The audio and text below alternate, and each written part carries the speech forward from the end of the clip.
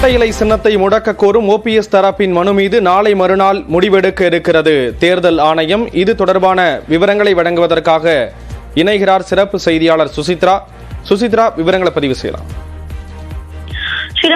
இரட்டை இலை சின்னத்தை முடக்க கோரியும் எடப்பாடி பழனிசாமிக்கு இரட்டை இலை வழங்கக்கூடாது என்ற ஒரு கோரிக்கை வழங்கியும் ஓ பன்னீர்செல்வம் தரப்பிலான ஒரு பல்வேறு மனுக்கள் என்பது தேர்தல் ஆணையத்தில் சமர்ப்பிக்கப்பட்டது. குறிப்பாக இரட்டை இலை சின்னம் முடக்கப்பட்டால் தன்னுடைய தரப்புக்கு வாழை சின்னமானது ஒதுக்க வேண்டும் என்ற ஒரு கோரிக்கையும் அவர்கள் முன்வைத்திருந்தார்கள். இந்த மனு மீது தற்பொழுது வரையிலும் தேர்தல் ஆணையம் எந்த ஒரு அதிகாரப்பூர்வ பதிலையும் ஓபிஎஸ் தரப்புக்கு வழங்காத நிலையில் நாளை மறுநாள் இதற்கான கால அவகாசம் இருப்பதாகவும் 29ஆம் தேதிக்குள் அதிகாரப்பூர்வ பதிலை ஓபிஎஸ் தரப்பிற்கு எழுத்துப்பூர்வமாக அனுப்புவோம் என்ற ஒரு விளக்கத்தையும் தேர்தல் ஆணையமானது ஓபிஎஸ் தரப்பிற்கு வழங்கியிருக்கிறது. இந்த விவகாரத்தை பொறுத்தளவில் மக்களவை தேர்தலுக்கு இந்த சின்னம் என்பது மிகவும் முக்கியம் என்ற ஒரு வலியுறுத்தலை ஓபிஎஸ் தரப்பில் புகழேந்தி மீண்டும் ஒரு முறை தேர்தல் ஆணையத்தில் முறையிட்டுள்ளார். அந்த முறையீட்டை ஏற்று தற்போது இந்த ஒரு பதிலை அவர்கள் வழங்கியிருக்கிறார்கள். வரும் 29ஆம் தேதிக்குள் ஓபிஎஸ் தரப்புக்கு சின்னம் ஒதுக்கப்படுமா இல்லையா என்பது குறித்து அதிகாரப்பூர்வ தகவலையும், இரட்டை இலை சின்னம் முடக்கப்படுமா இல்லையா என்பது குறித்து அதிகாரப்பூர்வ தகவலையும் தேர்தல் ஆணையமானது எழுத்துப்பூர்வமாக சமர்ப்பிக்க உள்ளது.